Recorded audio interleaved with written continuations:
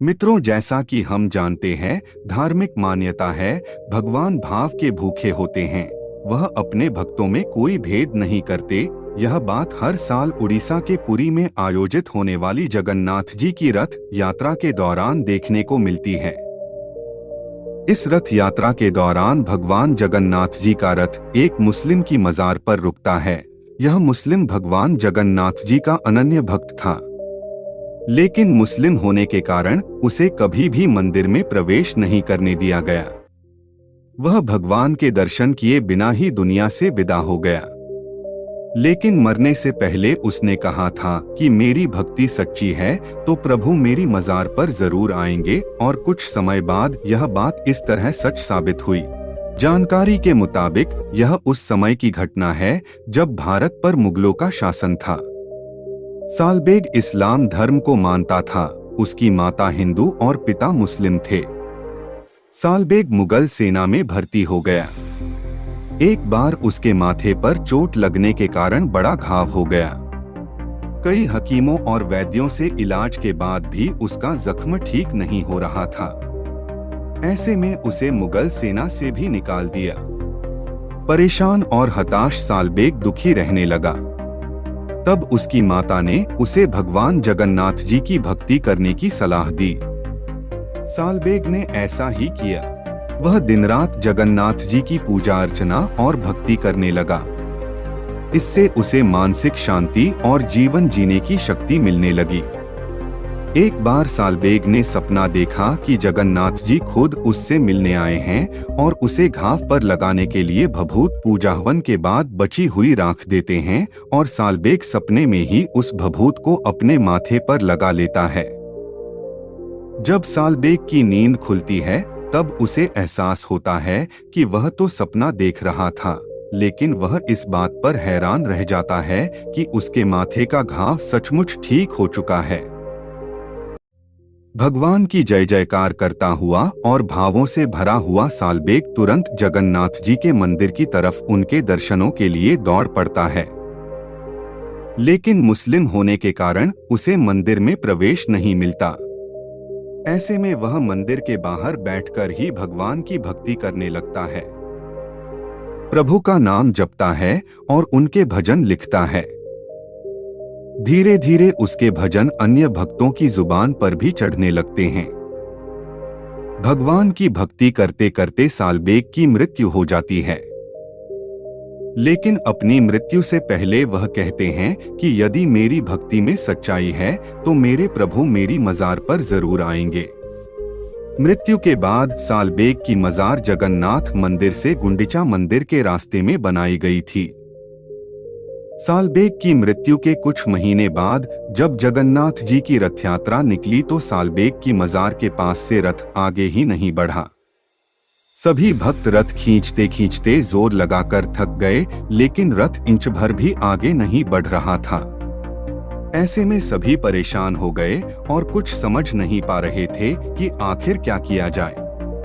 तभी किसी ने राजा को सालबेग के बारे में बताया और उसकी भक्ति तथा कथन के बारे में जानकारी दी। तब राजा ने पुरोहित जी से मंत्रणा कर सभी से भक्त सालबेग की जयकार करने के लिए कहा। सालबेग के नाम के जयकारे लगाने के बाद जब रथ को खींचने का प्रयास किया गया तो रथ चलने लगा। बस तभी से हर साल मौसी के घर जाते समय जगन्नाथ जी का रथ सालबेग की मजार पर कुछ समय के लिए रोका जाता है। विश्व प्रसिद्ध रथ यात्रा जगन्नाथ यात्रा 20 जून से प्रारंभ होने वाली है। हर वर्ष भगवान जगन्नाथ की रथ यात्रा आषाढ़ मास के शुक्ल पक्ष के दूसरे दिन निकाली जाती है और शुक्ल पक्ष के 11वें दिन समाप्त होती है। 10 दिवसीय रथ यात्रा का कार्यक्रम किसी त्योहार से कम नहीं होता है। इस रथ यात्रा में देश विदेश से लाखों की संख्या में भक्त पहुंचते हैं। रथ यात्रा में भगवान जगन्नाथ के साथ उनके भाई बलराम और बहन सुभद्रा भी होती हैं, और तीनों के लिए अलग अलग रथ निर्मित किए जाते हैं। रथ यात्रा में सबसे आगे बलराम जी का रथ, उसके बाद देवी सुभद्रा का रथ और सबसे पीछे भगवान जगन्नाथ श्री कृष्ण का रथ होता है। आज हम आपको भगवान जगन्नाथ की रथ यात्रा में होने वाली ऐसी बातों के बारे में बताएंगे जो आज भी चौंका देने वाली होती हैं। इस तरह तैयार होते हैं तीनों रथ। रथ यात्रा के लिए जो रथ बनाया जाता है उसका काम अक्षय तृतीया से शुरू हो जाता है। रथ बनाने के लिए नीम और हांसी के पेड़ों की लकड़ियों का प्रयोग किया जाता है। 3 रथों को बनाने में 884 पेड़ों का प्रयोग किया जाता है। पुजारी जंगल जाकर पेड़ों की पूजा करते हैं, जिनका प्रयोग रथ के इस्तेमाल के लिए किया जाता है। पूजा के बाद सोने की कुल्हाड़ी से पेड़ों को कट लगाया जाता है। इस कुल्हाड़ी को पहले भगवान जगन्नाथ की प्रतिमा से स्पर्श करवाया जाता है। सोने की कुल्हाड़ी से पेड़ों पर कट लगाने का काम महारणा द्वारा किया जाता है। यहाँ 7 दिन तक रुकते हैं भगवान जगन्नाथ। जगन्नाथ रथ यात्रा शुरू होने के बाद गुंडीचा मंदिर पहुँचती है। गुंडीचा मंदिर का गुंडीचा बाड़ी भी कहा जाता है। यह भगवान की मौसी का घर है। यहाँ भगवान जगन्नाथ, बलराम और देवी सुभद्रा 7 दिनों तक विश्राम करते हैं। गुंडीचा मंदिर में भगवान जगन्नाथ के दर्शन को आड़प दर्शन कहा जाता है।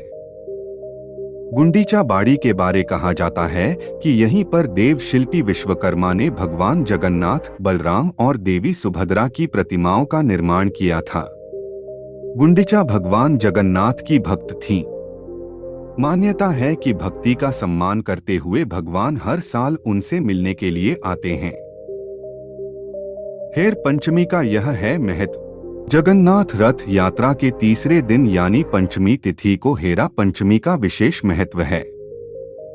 इस दिन माता लक्ष्मी भगवान जगन्नाथ को खोजने के लिए आती हैं, जो मंदिर छोड़कर भ्रमण पर निकल गए हैं।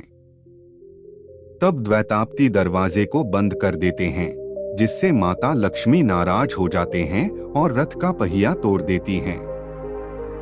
इसके बाद हेरा गोहिरी साहीपुरी नामक एक मोहल्ले में चली जाती हैं, जहां देवी लक्ष्मी का मंदिर है। बाद में भगवान जगन्नाथ द्वारा नाराज देवी को मनाने की भी परंपरा है। इसे कहते हैं बहुड़ा यात्रा। रथ यात्रा एक सामुदायिक अनुष्ठानिक पर्व होता है। इस मौके पर घरों में कोई पूजा नहीं होती है और ना ही किसी तरह का उपवास रखा जाता है। साथ ही यहाँ एक चीज यह भी देखने को मिलती है कि यहाँ किसी भी प्रकार का जाति भेद नहीं किया जाता। जगन्नाथ मंदिर वापस पहुँचने तक सभी प्रतिमाएं रथ में ही रहती हैं। आषाढ़ मास की दशमी तिथि को जब रथ मंदिर की ओर प्रस्थान करते हैं, तब रथों की वापसी की इस यात्रा को बहुड़ा यात्रा कहते हैं। मंदिर के द्वार एकादशी के खोले जाते हैं, तब विधिवत स्नान करवाकर ही पुनः प्रतिष्ठित किया जाता है।